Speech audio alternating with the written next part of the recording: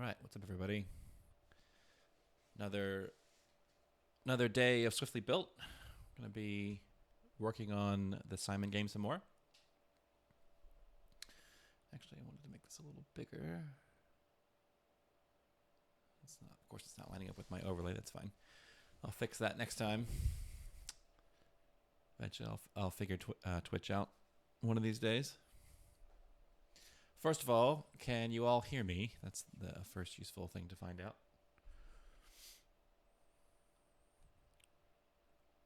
Somebody could just let me know in the chat as long as you can hear me talking. That would be great.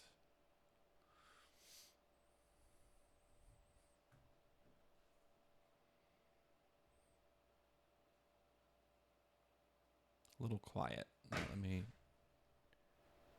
turn it up a little bit. Is that better?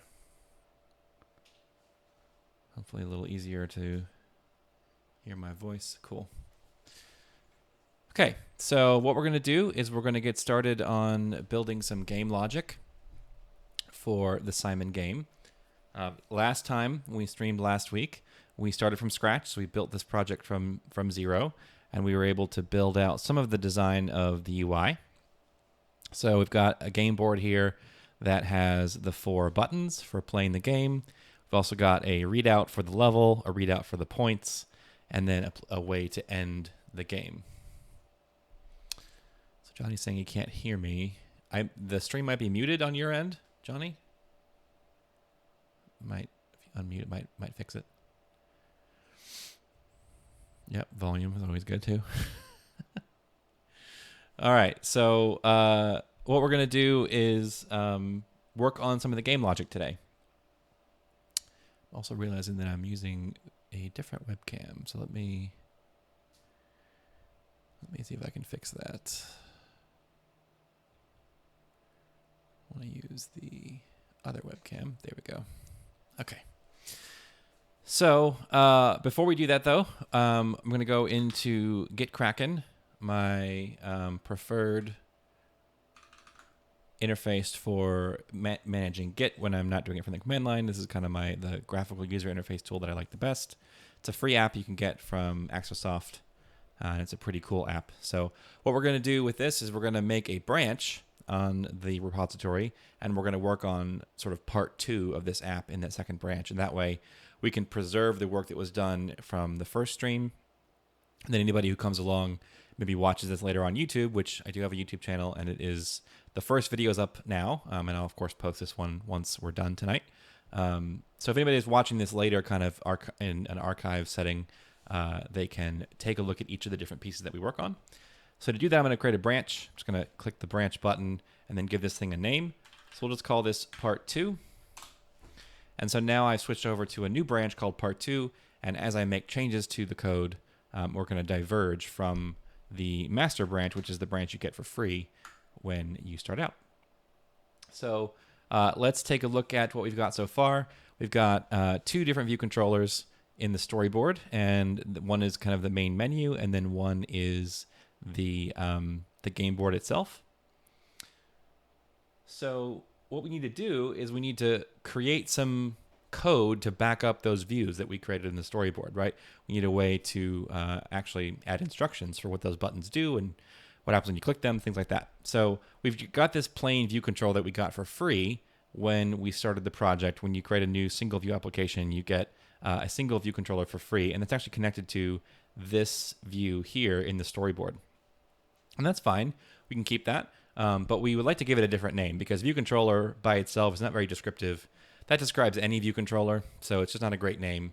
It'd be better if we could give this a more descriptive name. So rather than clicking on this and renaming this here and then having to rename the file and rename it in the storyboard and all the other places it might be used, Xcode will help us out. We can right-click on this name here, and we can say refactor, rename. And then what it'll do is it'll go find all the places in the project that we use this view controller, and it will allow us to rename it all at once. So I'm going to give this a new name of menu view controller, because menu, right, is kind of describing what this thing is, right? It's a menu, a main menu. In our case, we don't have too many options, but we can create a new game, and we can also view the leaderboard. So when you do that, it's going to rename the file itself. So it'll become menu view controller.swift. The class will change the name. It'll change the name in the storyboard, which is great. But then for some reason, it doesn't change the name in the comment at the top of the file. Not totally sure why Apple doesn't just include that by default, but I can click the plus button here and have it change that as well. So now in all 4 places, it's going to change that name. I'm going to hit rename. And in one single step, we've renamed the class, the mention up here in the comment, the file name itself, and also the reference in the storyboard has been changed as well. So refactor rename is a great tool for quickly renaming things. All right. So let's take care of the menu controller, right? Let's make sure that we're setting up the right stuff in the right places. There's not a whole lot to do in here right now because we don't have any leaderboard values. We don't have any high scores yet because we haven't played a game. So we don't really have anything necessarily to manage there. But we do want to at least have a way for when we go to create the game board, it'd be great if we had a way to store the scores, right? The scores, there's going to be an individual score that a user's going to get when they play the game and when they finish the game. They're going to have both initials and then a high score, the actual score value. And then we want to create a place to store a collection of all those things, right? A collection of all those scores. So what if we had a way to manage each of those individual scores? That'd be useful to have. So we're going to create a high score model. In iOS, we typically follow a pattern called MVC, or Model View Controller. It's just a way to organize your thoughts and your code in a way that makes sense. So we've already got some of those things in the MVC pattern. We've got controllers, right? This view controller is a controller example. The things in the storyboard represent the views, right? So each of these are separate views. These are both V's in the MVC pattern. We've got controllers. And the one thing we haven't explored yet is the model, right? The files that contain information about each individual element, right? A piece of data. So we're going to go in here and say new file, and we're going to make a new model file, and we're going to call this a high score. So we've got this high score.swift file, and we're going to manage in here what a high score means in our game. So we're going to create a struct, and we're going to give it initials. So when you create a high score, you're going to have 2 things: the initials, right, of the player, and we're kind of following sort of the old school arcade style of a high score, right? You could collect all kinds of stuff from your user if you wanted to about their score and their achievement and stuff. But in this case, we're going to try and follow that sort of old style arcade, sort of classic style, where when you finish an arcade game, a lot of times it's going to ask you, give me your initials, and then I will attach your initials and your score to this leaderboard, right, on inside the game console of all the high scores that have ever been achieved on this game. So we're doing the same thing. We're going to create a place to store the initials, right? The initials of the player, which is a string, and then a place to store the points. How many points did they score for that particular high score? And then we're going to have, in addition to the points, which is just an integer, we're also going to set up what's called a computed property, a way to provide a value based on a computation. And so above, you see examples of just simple constants. A let is a constant, meaning it can't change. Vars are variables, meaning they can change. One is immutable, the other one is mutable. So with these, we're going to say, when you create a high score, you're going to collect initials, you're going to collect points, and that's going to be the end of it. But then later, when we go to display this information, it'd be great if we had a way to provide what kind of value is points, right? The points property contains just an integer, just a number. It'd be great if we had a way to know what that meant, right? Kind of what the context was. So we're going to create a separate variable in here called score, and score represents a string that is going to be a collection of the actual points. So we're going to return a string literal here. And then we're going to say with these, backslash in the parentheses with these, like this, PTS at the end, and we're going to say points. What this does, this is called string interpolation. String interpolation allows you to convert something that isn't a string into a string. So points is an integer. It's a whole number. It's not a string. It's not a collection of characters bounded by quotes. So we're going to convert that integer into a string using string interpolation. That's just the backslash and the two parens. That'll take, let's say it's 10 points. That'll take the number 10 and turn it into the string 10, and then apply it to this string that we were creating here. So it'll say 10 space PTS. And now we have a way both to store the points internally as a number, makes it convenient, easy to use. And we also have a way to display that information with its associated kind of what kind of thing it is, right? So that the number 10 means something, and it means that it's the number of points that user scored. Okay, so we've got our high score. This is an example of a model where we can create a high score object. We can, of course, make many of those if we want to and have a collection of high scores. That takes care of our high score.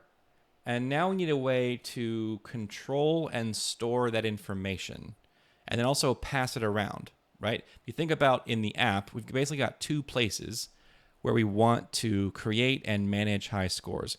One of them is going to be this menu, right? And we're going to place in the middle of the screen in a little while, probably next time we meet, we're going to place a table here that shows a list of all the high scores that the player has ever gotten. And so we need a way to store multiple high scores. And we also need a way within the view controller of the game board to be able to create a new high score. So there's a couple different kinds of things that we want to do with scores. We want to store them and display them. We want to create them.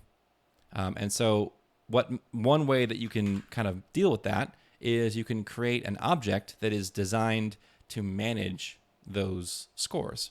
And so that would be an example of a model controller, which is a controller that is designed to control a model. So we're going to create a new file. And we're going to create a file called score controller. It's just a file, right? It's in this case going to be a class.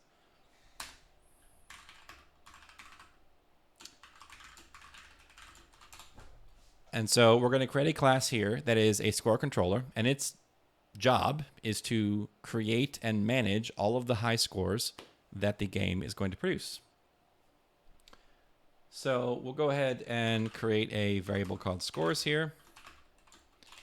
And it's an array or a collection, a list of score objects, high score objects. And so for now, that's good enough, right? We're going to come back to this and we're going to add more things to it as we go. But for now, it's going to just be a place to store that array or that list of score objects.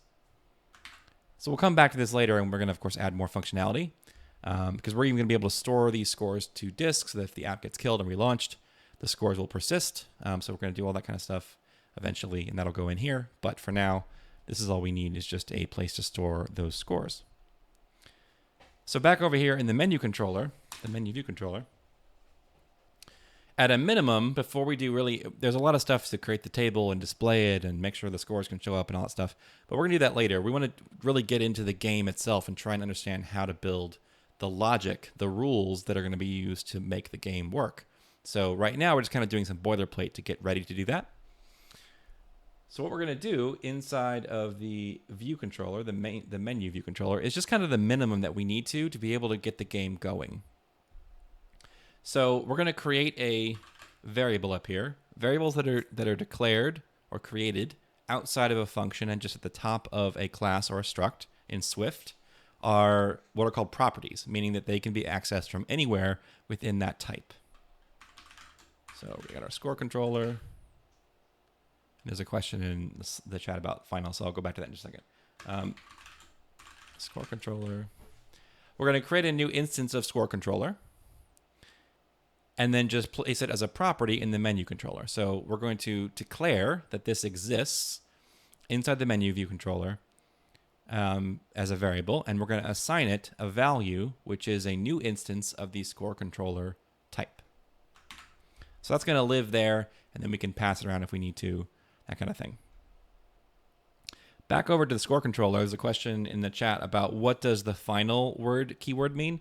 Final, in this case, in front of class, means this class cannot be subclassed.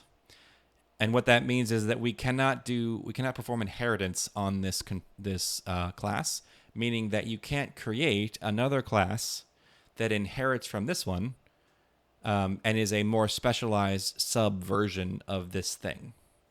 So it's not required that you do this all the time.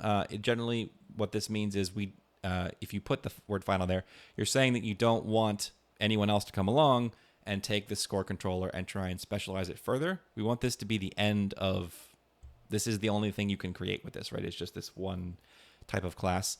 And it's useful if inheritance is not something you want to promote, right? You don't want to allow a developer to come in and subclass this further. In this case, that kind of makes sense because this is a score controller that's designed to manage the scores for this game. And it might end up with specific functionality that is kind of specific to this one game. And so it wouldn't necessarily be a great idea to base other score controllers for other games off of this. Just kind of depends. We might decide later on that as we build it out that maybe it is generic enough and it could work for other games, but maybe not. So for now, we're going to give it a final keyword just so that we don't have any scenario where it gets further subclassed. Okay, back to the menu view controller. We've got our score controller. And really all we need to deal with at this point is, all we need to really deal with at this point is getting into the game controller and starting to work to the game view controller, and then starting to work with the game logic, right? What are the rules that are set up to make Simon run as a game? So we'll leave this as it is for now, and we'll come back to it. The next thing we need to do is we need to create a view controller for this one, right? You get the other one for free when you start with a brand new single view application template, but it only gives you one. So if you want more view controllers, you have to create them yourself. And so we'll go ahead and do that. We're going to right click, new file, and we're going to choose this time Cocoa Touch class as a template. And this gets us a little bit of extra work done for us rather than picking a Swift file. We just Axco kind of helps us out. We're going to choose that, hit next. And then we have to decide what are we subclassing off of, right? So in Swift and Objective-C, both the two languages we use to build iOS apps, you can do subclassing. You can basically take more generic forms of something and make it more specialized. And in this case, it's going to help us out because we don't have to know all of the intricacies of how view controllers work. We can just take a view controller that Apple created for us, and we can just specialize it for our own needs. So we're going to subclass off of UI view controller. That's the class that Apple built. It's built into the SDK, and it is a way to just get data on the screen and to interact with the user. The SDK, by the way, stands for Software Development Kit. I'm trying not to use too much jargon. So if you catch me using a piece of jargon that you don't understand, please speak up in the chat. Or if this is a YouTube video, please comment, and I'd be happy to answer if I accidentally use a piece of jargon and I don't explain it. All right, so we've got our UI view controller subclass of, right? We're subclassing off of that class. We have to give our class, our special subclass, a name that is different. And by default, it's just called view controller. That's fine, but not very descriptive. This one's actually going to be the view controller that backs up the game board, right? It's the view controller that manages the view that shows the board that we're showing to the user, which is the game that we're playing. So game board view controller makes sense. We're going to hit create. And now we have a view controller for that view that we designed last time in the previous video. So here, once we do that, once we create the file, we then need to connect it to the scene in the storyboard. And the way that you do that is you bring up the inspector. That's the rightmost of these buttons up here. Show or hide the inspectors, right? So we're going to open up the inspector here. And then we're going to go over here. Of all the different little tabs, the one that looks kind of like a contact card, if that even makes sense. If you've ever seen one in real life, that's already a dated reference. But contact card, like a Rolodex, an actual paper collection of contacts of people and their phone numbers and stuff. That's what it's supposed to represent, is a little contact card. And it represents the identity inspector, right? It is giving you information about what this thing is, what its identity is. And so the class here, custom class, needs to be a game board view controller. What we need to connect the fact that the view controller we created is actually one of these. So we're going to go to the identity inspector, and then we're going to change the custom class to game board view controller. And you can tell that you're doing it right, because what's supposed to happen is as you type in the word game board, right, it should recognize, oh, I've already got a view controller there called game board view controller. Is that the one that you want? I just press enter and it selects it. That's a good indicator that you're doing things correctly, because Xcode will help you and finish that for you. All right. So now we've got a place to store the logic and the information about what happens in the game board itself. We're not going to use this code. You get this little kind of navigation section that's commented out. And it's a way for you to do some cool things that we don't actually need in this file. So Apple gives it to you just kind of by default in case you need it. We don't need it, so we're going to delete that. It's always good to clean up your code and get rid of things you're not going to need. Just makes it cleaner and easier to navigate. This file is going to get much longer as we go, so it's good to not include things that you don't need. So let's do the simplest thing we could do here, which is whenever the button, one of those 4 colored buttons, whenever one of those buttons gets tapped by the user, let's have a way to communicate, right, that has happened back over here in our view controller, and then do something simple, like let's say print out the fact that the button was tapped, just to make it simple, right, as like a first step.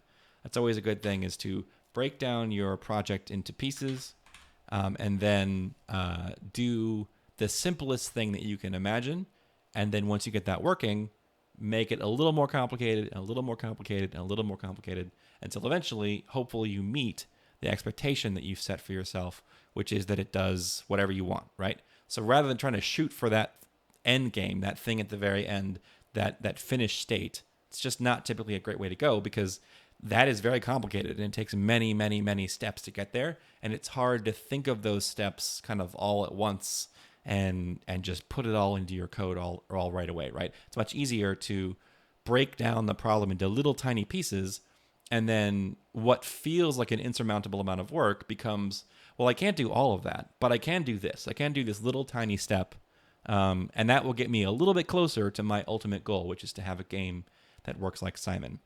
So what we're going to do here is just the simplest part, right? Which is when the player gets to the game board, all we're going to do is just make it so that when you tap on a button, any one of those 4 buttons, those colored buttons, it just prints out a little message to the console to indicate that you've tapped a button. And that's just a tiny, tiny step towards our eventual goal of playing the game. So to do that, to have a way to trigger some code based on a button tap, we're going to create something called an IB action. So we're going to use that @IB action special annotation, and that tells Xcode that what this thing is an IB action, which IB stands for interface builder. And interface builder is just this interface, the visual interface that you use to create UI. This is called interface builder. And so IB actions are actions that originate from interface builder. So we're going to create a function which has the keyword func. And we're going to call this thing colored button tapped, right? Because it is a colored button. It is a button that has a color. And we're going to make all those buttons the same. They're all going to be colored buttons because they have a color and they're a button. Nice and obvious. And so we're going to create this action. And for now, we're just going to use any. We'll fix that later. So we're going to create this colored button tapped action. And all we're going to have this do is just simply print a message that's going to print to the console. So we're going to say print button tapped, right? Just the simplest thing we could have it do. So we'll do that. And then in order to get this to work, to actually be connected to those buttons that are in the storyboard, we're going to go into the storyboard and we're going to click on each one of these. And we're going to look in the inspector. So click on an individual button and then go to the last inspector in the list, which is called the connections inspector. It's all the connections that are between your code and the element that you're looking at, whether it's a button or a label or whatever. And so we're going to choose from these events. It says sent events. These are all of the events that can happen on a button. Well, what is the event that makes the most sense?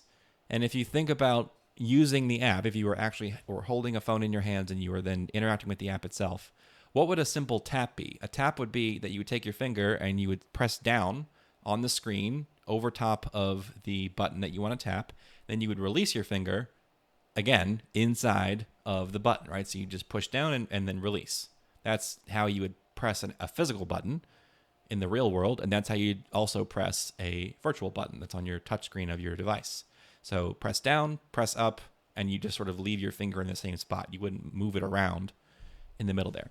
So that means the touch up inside event is the most useful one in this particular case to simulate just a regular old button tap. Tap and release. Touch up, you're touching up with your finger from the screen inside the bounds of the button. So we're going to click on that empty circle and drag over to the view, and we're going to choose our colored button tapped action. And it can see that because we defined it previously, and it's defined as an IB action. So there's that. We're going to do that exact same thing 3 more times. So just click on the green button this time, touch up inside, drag to here, choose the same one, yellow, same one, and then blue one more time, same one. So now we have the 4 buttons that we've defined in the storyboard, and they're all connected to the same exact action. And in this case, that makes sense for this game, right? Because no matter what the player taps, whichever one they tap, the things you want to do when the button is tapped are the same regardless of what the color of the button is, right? If you think about the basic logic of Simon, the game is going to light up each of these buttons, right? It's going to pick one at random, let's say red, and it's going to light up the red button. On the physical actual game, right, the actual toy that came out, it was a plastic ring and it had 4 sort of kind of like pie-shaped buttons on it, and it would actually make a light come on underneath the button, and it would also play a sound. And so it would light up, let's say, red and make the red tone, and you then push the red button, and then it would play red, green, and then it would play red, green, yellow, and then red, green, yellow, red, or whatever, right? It would just make numbers. It would choose the colors at random, and it would display them in a sequence, and your job was to keep up with it, right? Like each time it would add another color, you'd have to do a longer sequence and keep a longer amount of color variations in your head until eventually you made a mistake, right? You forgot what the next one was supposed to be, and you make a mistake. So the basic logic really is light up a button and then see if the user can reproduce that button tap at a minimum. And then once we start adding multiple buttons to the sequence, not only can they tap the right button, but can they do it in the right order, right? And that's pretty much the logic behind the game. So no matter what button they tap in response to the sequence that you display, it's the same steps, right? Is this the right button? And is it in the right position in the sequence of buttons that are supposed to be tapped? So it doesn't matter really what color it is. And that's why we have just a single action that is connected to all 4 buttons. It doesn't matter what the color is. It does matter sort of in the grand scheme of things, but we're going to track that separately. As far as the action itself that we take when a button is tapped, it's the same steps. So let's give this a try. Let's run the app and in the simulator, and we'll just tap a button and we'll see if we can get the print statement to print. And if we can, we know that we've wired everything up correctly. The storyboard's working, the code's working. We can actually produce a button tap action based on a button tap from the player. So just give it a second to boot up. And basically when you're building iOS apps, you have the option of running it on the simulator or running it on your device. You can plug with a cable into your computer and you can actually run it that way. You guys wouldn't be able to see that if I did that, so I'm using the simulator, and it works fine for this game. We don't need any of the features of the actual phone to play the game. So I'm going to tap, and you can see in my console here it says button tap to tap green, blue, yellow. We keep getting new additional strings added to the list every time I tap a button. So that means my buttons are all connected properly to my action, and my view controller is connected properly. It's working. It's all, all the plumbing basically of this is all set up properly, and I'm able to get a string printing out to the console each time I tap a button. So that's just some basic kind of housekeeping almost that you do with iOS apps is just kind of making sure that the basic architecture is working. And now we can get into the fun part, which is actually understanding the game logic itself and figuring out how to get it to do something fun. So let's jump into that.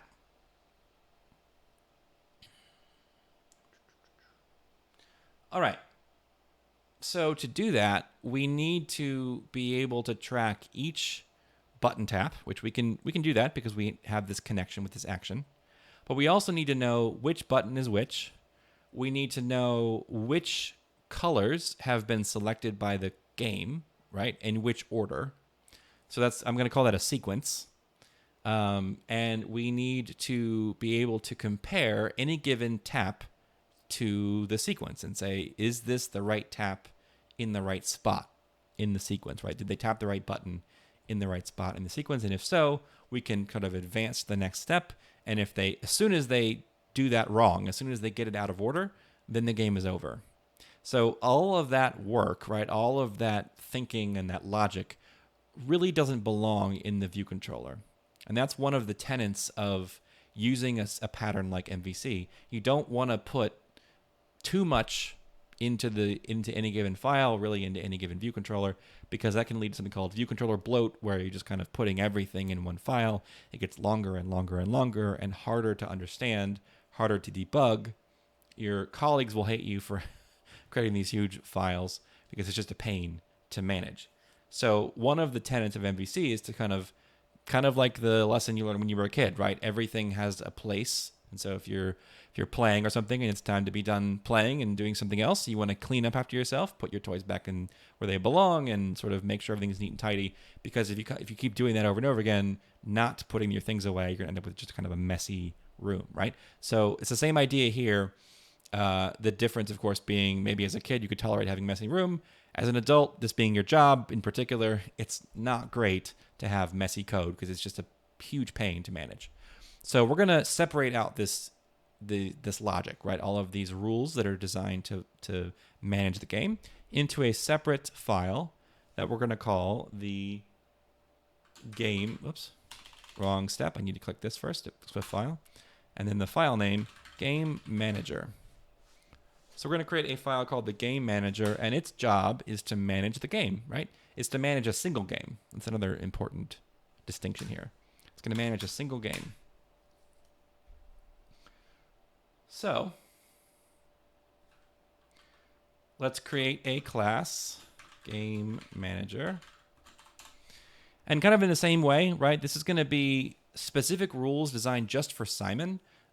So it doesn't really make sense to be able to subclass this either. So we're going to make that a final as well. Okay. So game manager is the name of our class. And we need to manage various pieces of the game. So let's make a section here. It's typically called a mark in Swift.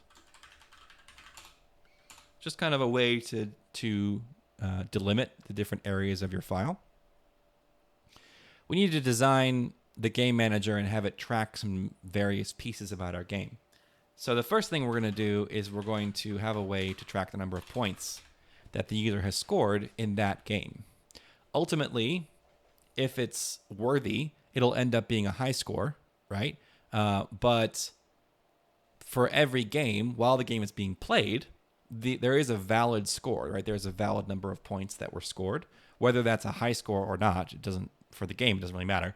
Later on, when the game is over, we get to decide, okay, is this good enough to be in the sort of the pantheon of high scores? So we've got points. Points track just the number of points the user has scored in that game. We need to be able to know whether the game is over or not.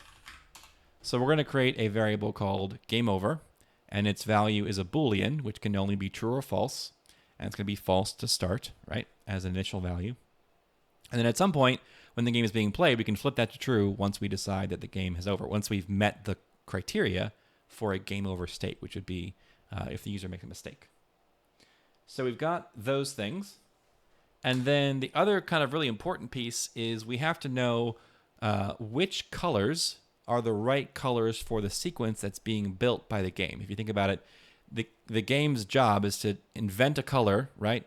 is to basically say, of the 4 colors that are available, I'm gonna pick red just at random, and I'm gonna add that to my sequence of colors that I'm keeping track of for displaying that sequence to the player.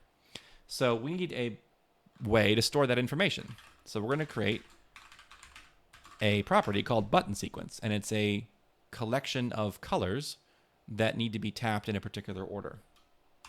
So the data type in Swift that makes the most sense to track that would be an array, because an array is a collection of multiple objects and it is ordered. So the order you put them into the array is the order that they exist in, right? So if you put red first and then green and then blue and then red again and then yellow, right? Whatever it happens to be. If you put them in that order, they're going to stay in that order because arrays are ordered. When you create an array, you have to provide the kind of thing you're going to store. What kind of stuff is going to go into this array? Well, we're going to create a custom thing that we're going to call sequence color. And it's called that because that's kind of just the obvious name for it, right? It is the color that's going to belong within this sequence. So sequence color. And it's mad because it says, well, I don't know what that is, right? That's not a type that I understand or recognize. That's okay. It's because we haven't made it yet. We're going to create such a type right here.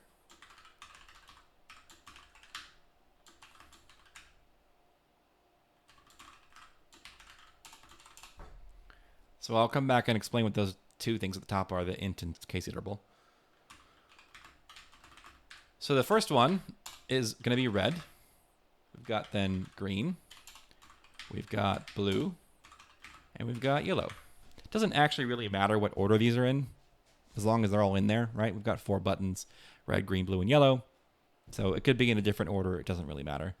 Because we're going to pick all them, we're going to pick them at random anyway, so it doesn't matter what order they are listed here.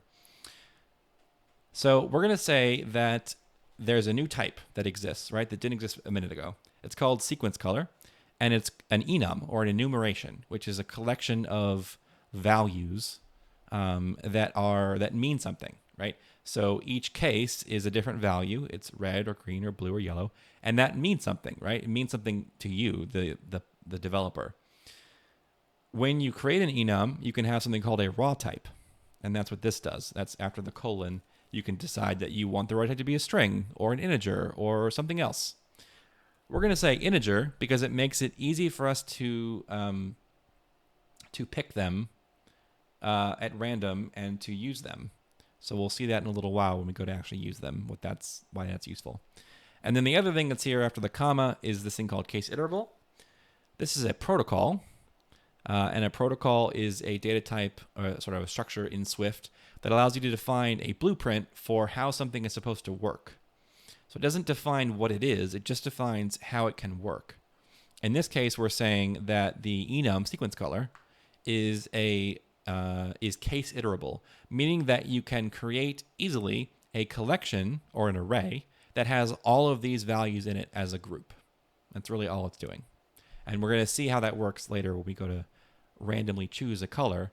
We want to be able to get a bucket that has all 4 of these colors in it, and then we're going to pick one out of that bucket at random. That's going to be the color that we're going to use. Okay. So the next thing that we need to do is we need to basically figure out a way to create this sequence, right? The kind of important first step to make this do something more than just printing something out when you tap a button is it'd be great if we could have a way for the button to light up, right? And for us to choose a color to light up at random. So the next thing we're going to add to this this class is this function, which is called add color to sequence.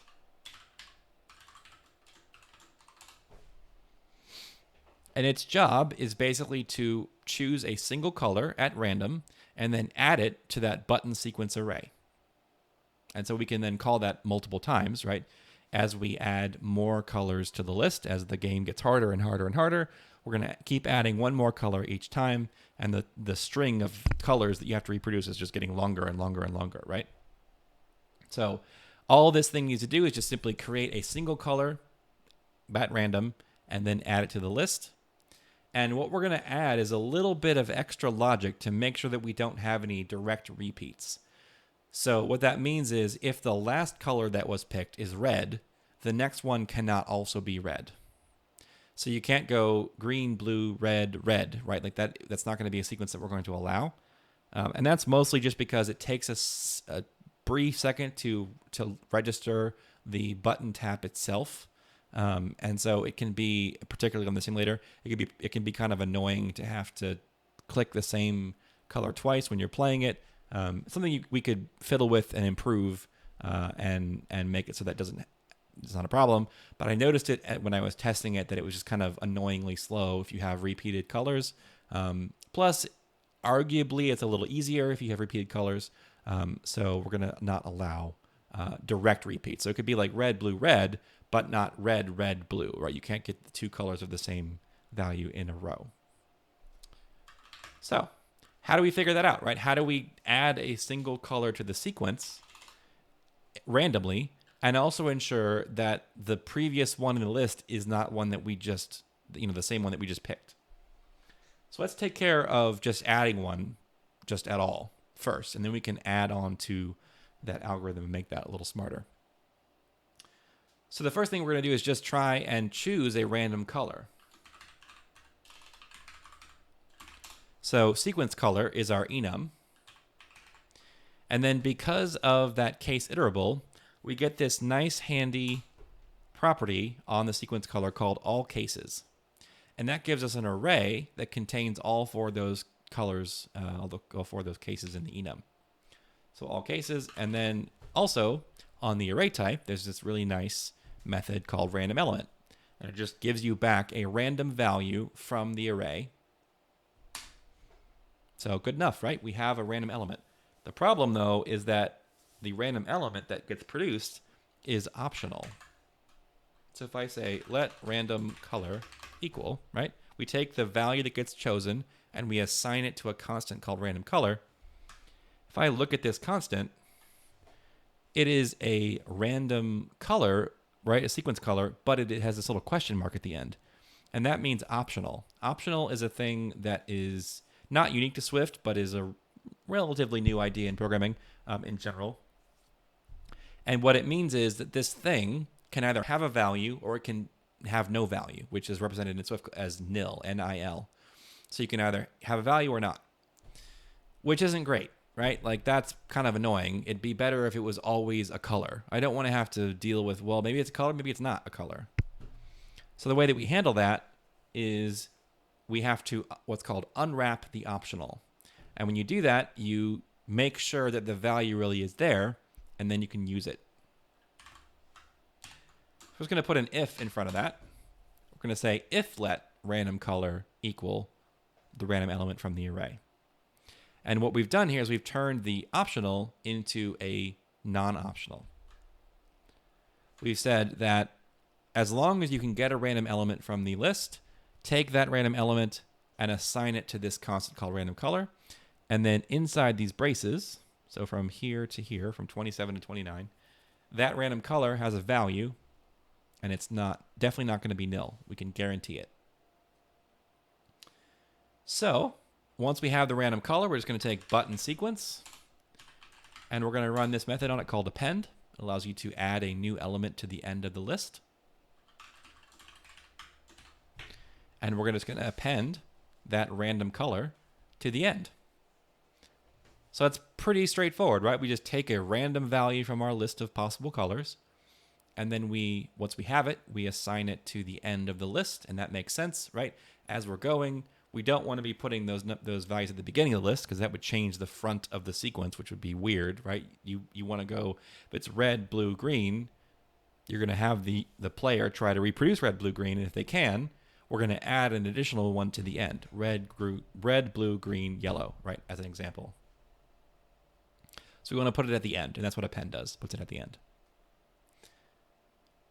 So now, that's great, but that doesn't do anything to make sure that there's no duplicates, right? In a row.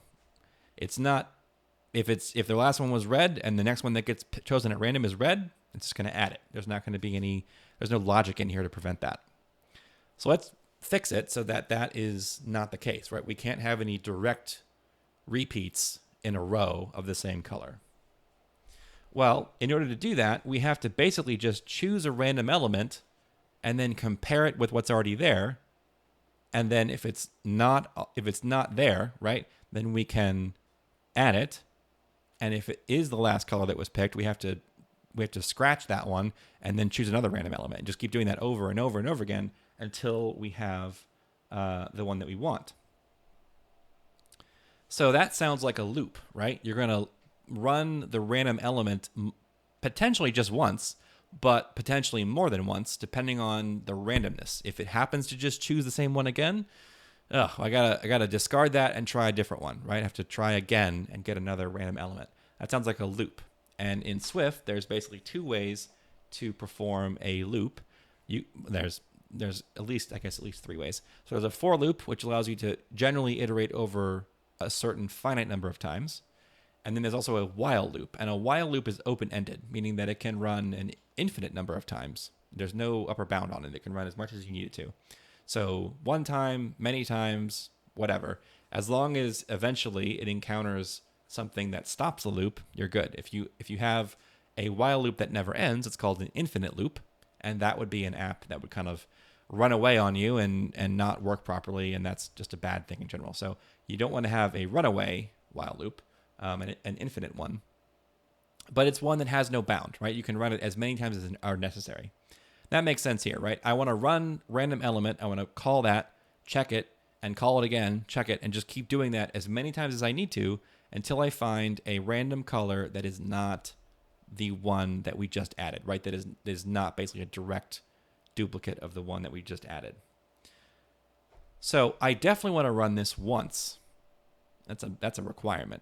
But I might need to run it more than one time. So in Swift, they actually have this pretty handy idea that's called repeat while. And repeat while is just like a regular while loop, except that the while check that happens at the end. So you're guaranteed to get this little block of code to run once, and then it might run more than one time if the while loop is true, if the while conditional is true. So we say repeat braces, do something, and then at the end, we have at the end of the brace that ends the repeat, we put while, and then what goes here is a conditional that is true or false, right? That it evaluates a true or false. So basically, we just need to figure out, well, how many times do we need to repeat this? And we don't know, right? There's not a number of times. It's however many times are necessary to create a random element that doesn't have a direct repeat. So that sounds like something that needs to run some number of times, right? But we don't know what the exact number is. And a good way to track that would be just to use a Boolean, right? We're going to create a Boolean here called added, meaning that we were able to add an element to the sequence, and therefore we're done. So we're going to start out with added being false, and then we're going to try to add an element, and if we succeed, we'll flip that Boolean to true, and then the while loop will stop. And if it's not true, right, if we weren't able to, we didn't succeed at adding an element, we're going to leave added at false, and that will make the loop go again. And we just keep doing that over and over again until eventually, hopefully, right, we are able to create an element that is not the one that we just added a minute ago, and so we can then add that one, and we don't have any direct duplicates. So var added equals false. We've then got our instructions, which are to try to create a random element from the list and then append it. But we're going to add a little bit of extra code here to make sure that not only when we create it, is it the right kind of color? Is it a color that we didn't just use? So with the if let, we can put a comma and then make a new line. And we can then check random color.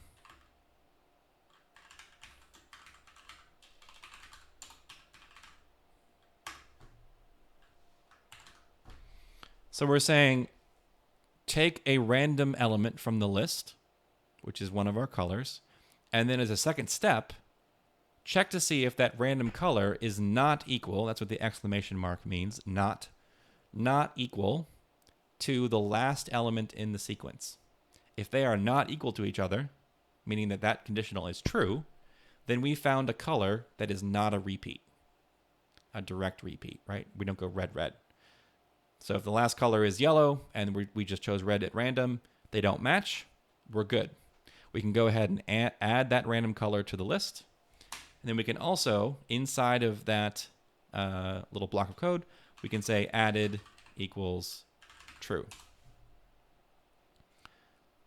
And then all we have to do down here is just say while not added. And that's partly why naming your variables is so important, right? Is you ideally want it to read nicely. And typically you read the exclamation mark as not. So while not added, makes sense. While we were not able to add a random color, let's repeat these steps.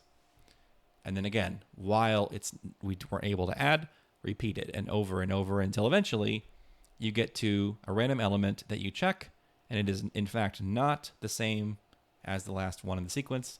And then you can add that color to the sequence as a new color. So you can go red, green, blue, and then if you accidentally choose blue at random, okay, we're going to scrap that one and try again. We pick red, and so now it's red, green, blue, red, right? That's okay. That rule is just a made-up rule, right? We get to design it because we're the game designer, so we're saying that direct duplicates are not allowed in our version of Simon, and so we've created logic to enforce that, and that's what we decided to do. You could, of course, design your game differently, right? That's just a choice that we're making as the game designer. Okay, so with this little handy method, we now have a way to create a random color and give it assign it a value in our sequence. And so then we've got a few minutes left. I think what we can try and do is try to get a random button color inside that sequence, and then see if we can get one of the buttons to light up. That I think would be a good place to end. So what we're going to do is we need to add a little bit of extra code to make it so that they can light up. They can change color, basically. They're going to go from the color they are to a lighter color, and that kind of simulates the idea of sort of a little light bulb underneath it lighting up, right? Making it brighter than it currently is. Of course, this is all just pixels. There's no actual light bulbs. It's not a mechanical thing. It's digital. So we're going to just simulate that idea. All right. So let's do that. Let's try and make that happen. To do that, we need a way to customize the button, right? The buttons that we've got in our storyboard, they're colors. They have different colors, but they're not really, there's nowhere to put any logic, right? They're just regular buttons. We didn't have to create any code because iOS knows how to create buttons, just plain ones. And so that's fine. But at this point, we don't just want kind of the standard functionality you get out of a button. We need special functionality. So we're going to create our own button type, new file, and we're going to subclass off of UI button, meaning we're going to take all of the functionality that UI button has, which is the standard button they use on iOS. It's the one that Apple wrote, and we're going to add additional custom functionality on top of that. So we're going to call this thing a colored button because it's a button that has a color.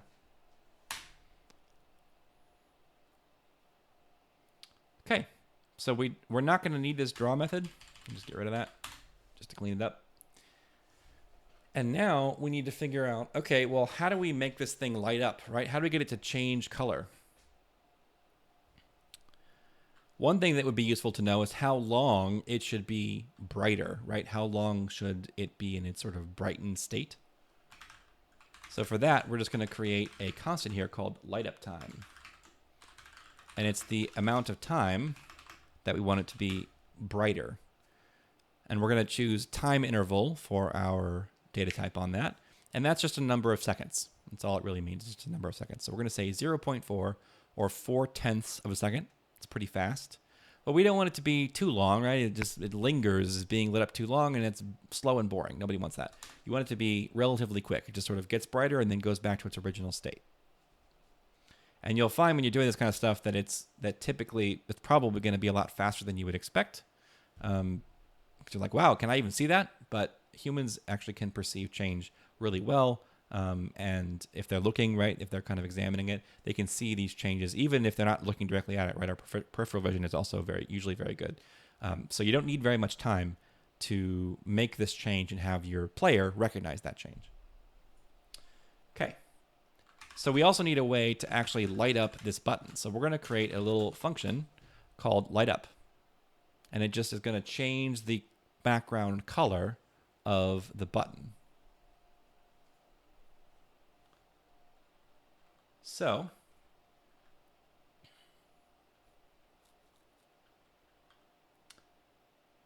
let me just use a keyframe animation. That'd be easier. The way I wrote it over there is actually not as good as I think the way that we could do it instead. So let's do this. We're going to say UI view dot, and there's these really cool built-in functions in UI view, which is just your standard view that you see on the screen. A way to animate different views. So you can really, really easily animate stuff in iOS. We're going to pick animate keyframes. And it's going to ask you a whole bunch of information, right? Like how long do you want to animate it for and all these different things. So it says with duration, that's how long the animation is going to run. And we want it to run for the light up time, right? We actually want it to run for light up time times 2, right? Because we need to take into account the fact that it's going to change to a brighter color and then also change back to its original color. So we really want each of those to take light up time, right? So we're going to say light up time times 2. So that would be 0.8. You could also just change the constant to 0.8 if you wanted to. It doesn't really matter. And then the delay is how much delay you want to have happen with this animation, right? How much you want it to wait before it runs the animation. We're going to give it no delay. It happens immediately. The options are a way to create a list of different options that you can sort of modify how the animation runs. We don't need to do anything there. Actually, we are going to add, sorry, I just noticed we are going to add curve ease out as an option. And then, let's see, animations is going to be our animations themselves. And then completion is going to be nil. So we don't need to do anything when the animation is over. So we're just going to pass nil or nothing to the completion argument. What is it mad about here? Let's see.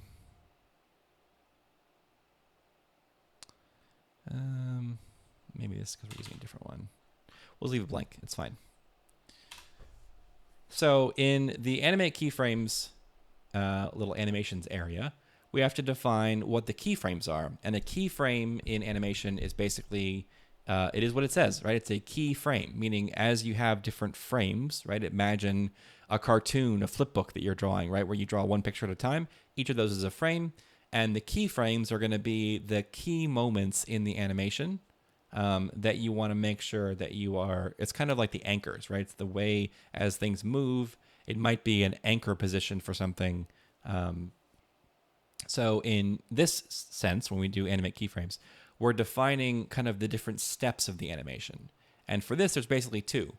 One is to take the button from the state it's in to the lit up state, right, to the brighter state.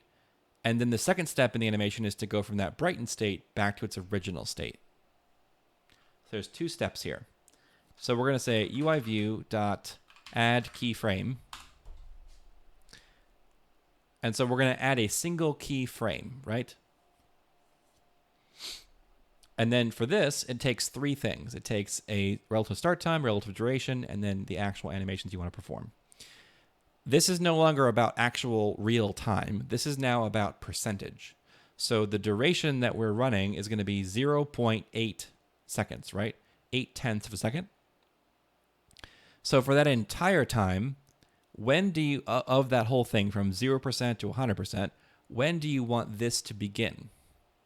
Well, I want it to begin at the very beginning, right? At 0%, right at the very beginning of the animation. So we're going to say 0 there. And then the duration is going to be how long do you want this to run for? How much of the animation should run this part? Well, I want it to run for half. So I'm going to say 0.5 or 50%, right? So from 0% to 50%, I want it to run this particular step of my animation. I'm just going to hit enter on animations. And then for that, I want to change the background color. Oops. The background color of this button. And we're going to use a brighter color. So I happen to just have those defined over here. So let me grab that. Let's see.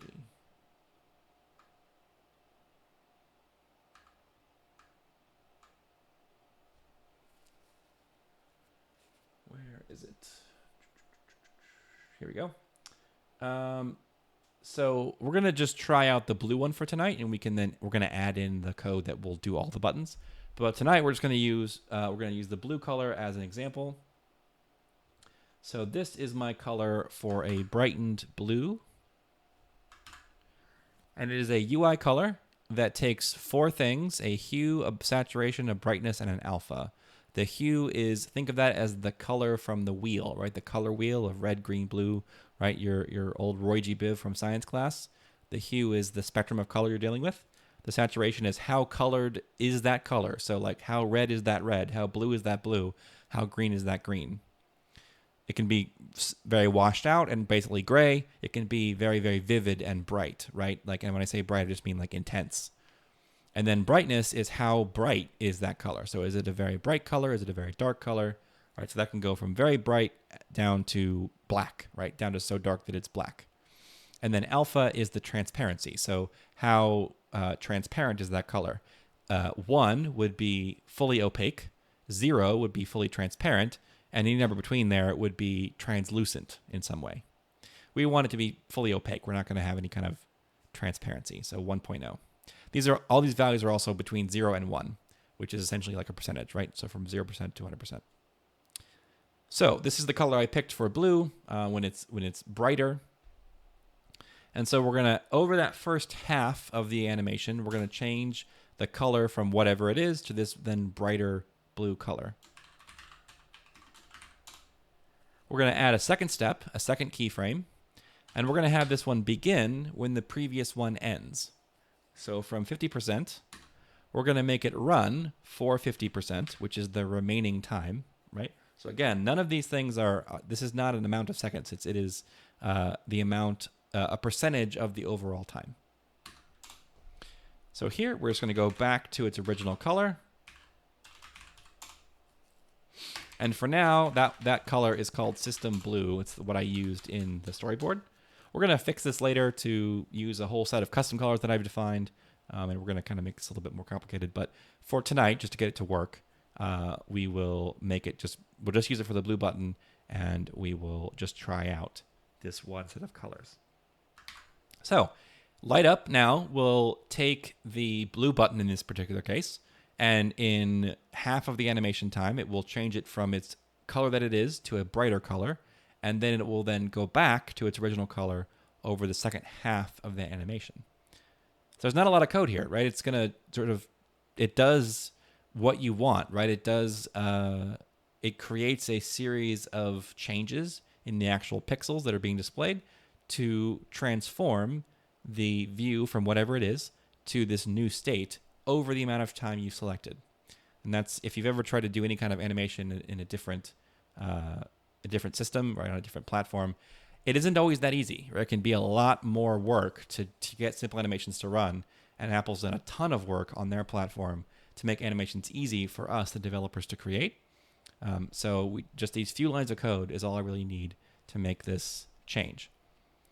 So to test it, we just need to take the blue button in particular, and we're going to change its identity, right? We're going to use the identity inspector to change the identity from a standard plain button to one of our fancy, sort of more enhanced and more custom buttons called colored button.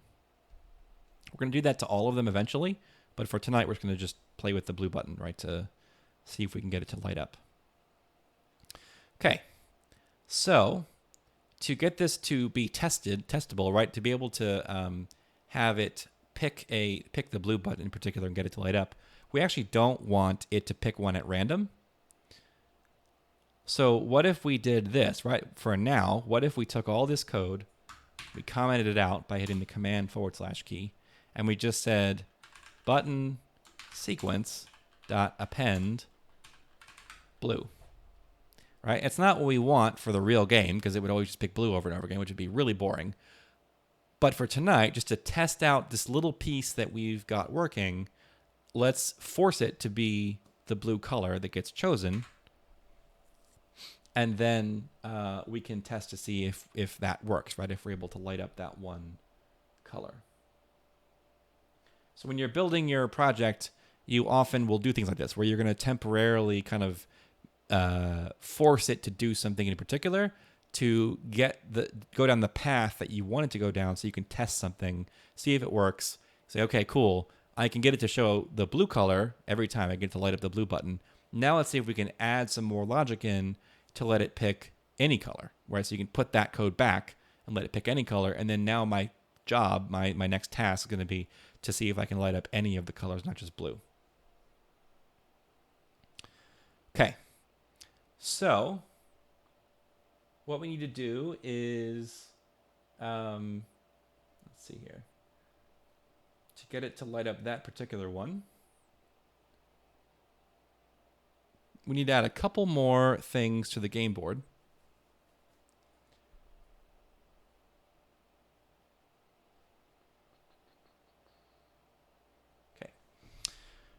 So in the game board, we need to have a way to light up that button, right? We know it's going to be blue because we hard coded it to be like that, but we need to know, we need to be able to empower the view controller to be able to actually perform that animation. So we have basically a couple things to do. We have to create a timer that will run. And so we're going to say right here, private func reset for new demo. This is a method that we're going to create that will allow us to start a new sequence, a new playback, right? We're going to play back the sequence of whatever buttons need to be lit up each time we load a new level. And so we're just going to call that reset for new demo, right? Reset for a new demonstration of the sequence of colors that are going to be shown to the player. So to do that, we need a timer. And a timer is nothing more than an object on iOS that allows you to run code after a specific amount of time has elapsed. So we're going to create a property up here called timer that is of type timer, and it is optional, meaning it doesn't have to have a value initially. We can just give it a value later. So whenever reset for new demo runs, it's going to take that timer and it's going to assign it an actual value. And basically with timers, as soon as you assign it a value, it's going to start running that timer. So the first thing we're going to do is we're going to invalidate the old timer.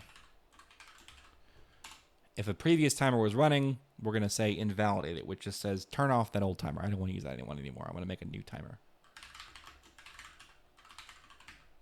And then when you want to create a new one, you use the timer type, and you then have these various options. You can schedule a timer to run after a certain amount of time. So we're going to pick the one that has all these options: time interval, target, selector, user info, repeats. Time interval is when do you want it to run? I want it to run after half a second has elapsed. Where is the thing that we're going to run? Where does that exist? Well, it exists on self. It exists in this type, in the game board view controller. It doesn't actually exist yet. We're going to make it in just a second, but it's going to exist here. And that's going to be a separate method that is called demonstrate cycle, right? We've got a cycle of colors that are going to light up, right, in sequence. And we want to demonstrate that to the player. So we've got this method called demonstrate cycle. So we're going to say that this timer needs to wait half a second and then run on this type, self, a selector. And this pound selector syntax is just a way to pass in the name of another function into this function.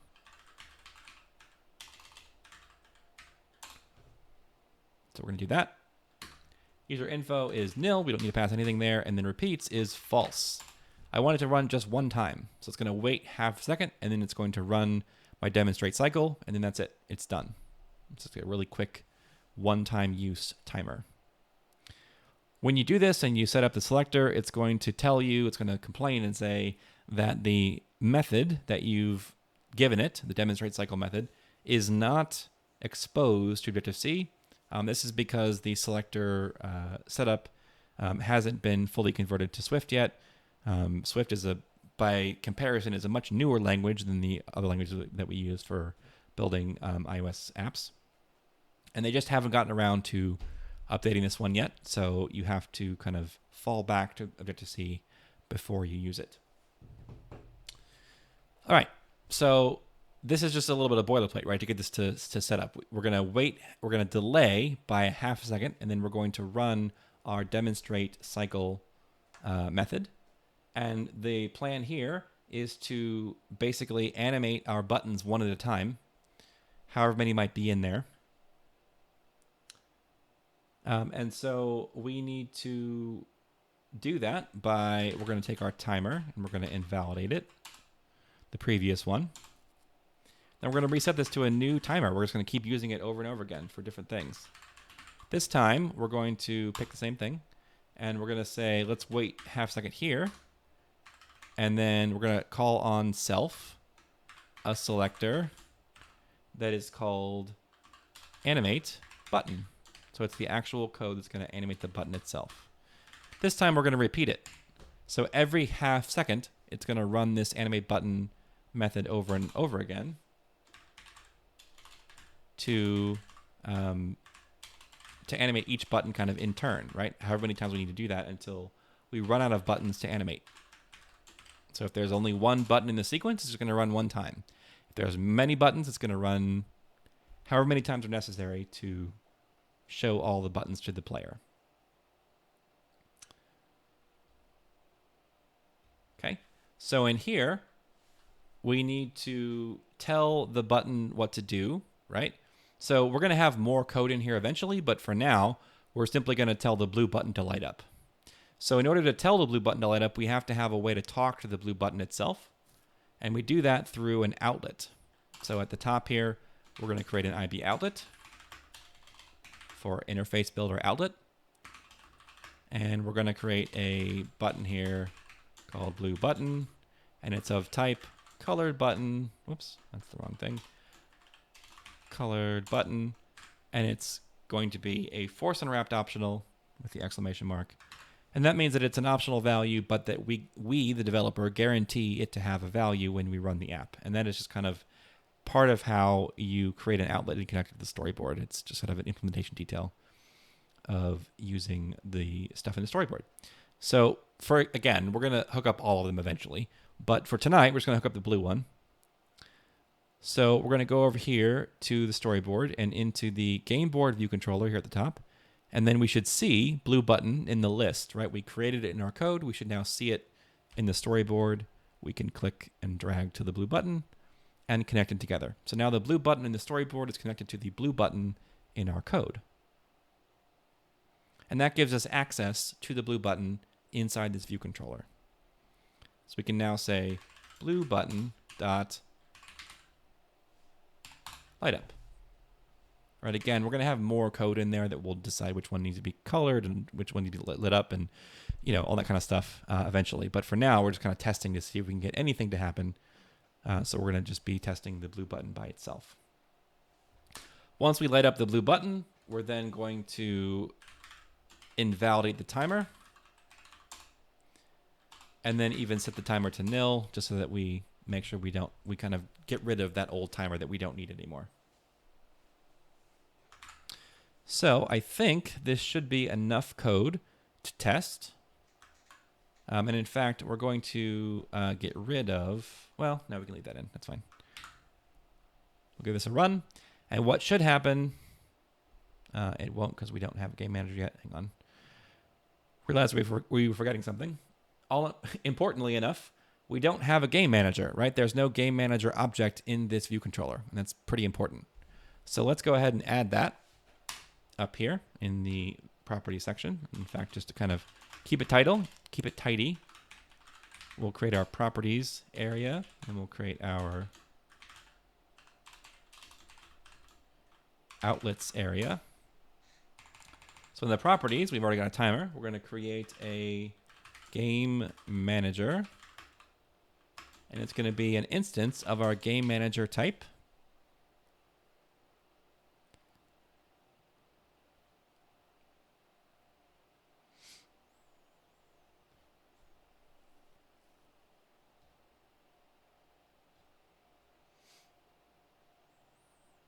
So we don't actually need that for this test now that I'm realizing it, because we would use that to know what color to light up, but since we're testing the blue button every single time, then we don't really technically need that, but we'll use that next time, so we'll leave it there.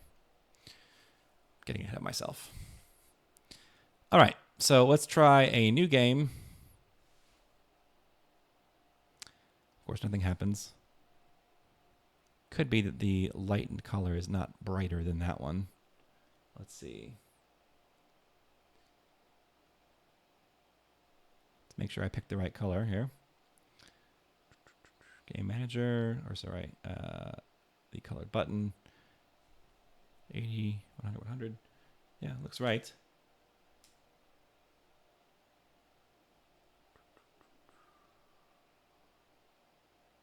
All right, so just to make sure, let's do this. I'm going to take the normal color that I've got defined, and we're just going to go into the game board view controller, and right here in view.load, we're going to say blue button dot background color is equal to this color. And it's a very similar color to the one that we've got defined in the light up section. It's just not as bright, right? The brightness is 100 out of 100. It's 100% in the other one, and it's only 70% here. So it's going to be darker. So let's see if that makes it more obvious.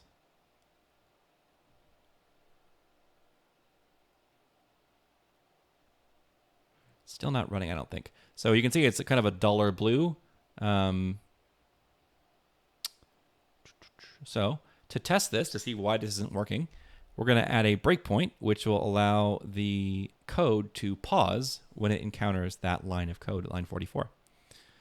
So if we get it to do that, right, we'll know that it is working. And if we don't, then it's not. You know why? It's because we're not calling this method. So that's a good test, right? It's a good way to figure out whether what you're doing is working or not. I'm kind of in my head assuming these things are going to be called because that's what I expect to happen. But if I don't code it to work that way, it's not going to. So this is a good example of it's not doing what I want. It's doing what I tell it. And what I've told it to do is nothing. I haven't told it to actually reset. And so that's why this line is not actually executing, right? I can tell that because I can watch it. I can watch it not execute. Within a second of this thing showing up, the code should stop, right? Because we only have a total of 1 second's worth of delay between. We have 0.5 and 0.5 here, so it's not going to light up. If it hasn't lit up by 1 second in, then it's not going to light up at all. And the reason is because if we kind of backtrack, right, animate button gets called here, which gets called inside demonstrate cycle, which is a result of this timer being called. And then this is a result of this being called. So the question is, anywhere in my code am I actually using this reset for demo? And I'm not. So that's why it's not running. If I then come in here to the view.load, view.load is a method that runs automatically on any given view controller.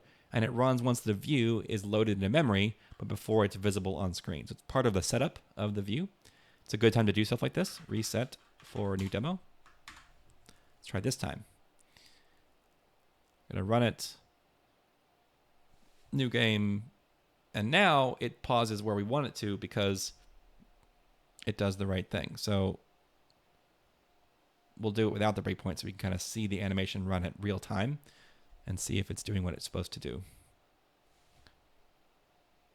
Okay, so you saw it get brighter and then get darker again. It was pretty fast. It's almost kind of too fast. So we can kind of play with that as we go and figure out how to kind of dial that in to make it look better. It's a little too fast, I think, in my opinion. So we'll work on that when we get a chance. But at least we've got a little bit of game logic set up, and we've got an ability to at least light up one of the buttons with a brighter color. And so we're a little bit closer to our end goal, which is to have a full-blown Simon game. So when we come back next time, I'm gonna stream again on Thursday. When I'm streaming again, what I'll do is we'll take this, what we have, and we'll try to replicate that functionality among all the other buttons so they can all light up. And once we can do that, then we can start to build on that and have it create sequences of colors. We can uncomment our code and kind of go back to what we had, which is adding new colors at random and then get them to light up at random. And once we get that working, then we can work on can the player replicate that same sequence. So if I say yellow, blue, right, can the user then tap yellow and then blue in that order, right? And that's the other bit of logic we'll need to add, is checking to make sure that they tap the right things in the right order. And if they don't, we have got a game over situation. So we'll use our game over variable in the game manager. So to kind of wrap up, what I'll do is take what I've got and I'll jump into Get Kraken. We've got our separate branch. I'm going to come in here and I see all the different things that I've changed. I'm going to go ahead and stage everything.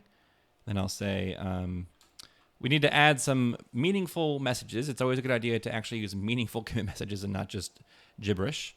And so what we're going to do here is say initial game logic.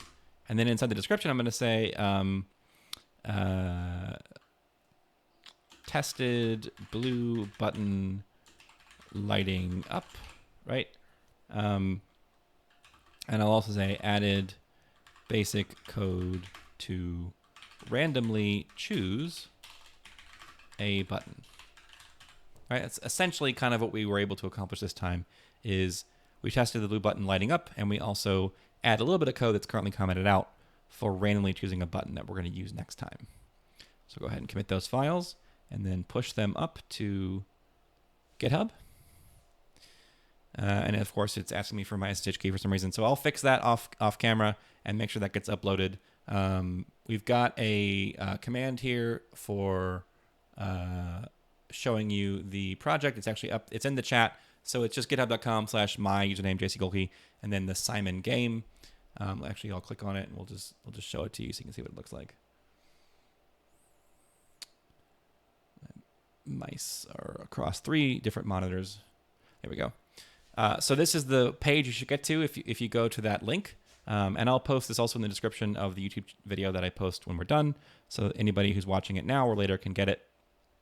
But basically what you've got here is once I actually get it pushed, you'll have the master branch, which is all of the stuff from part 1.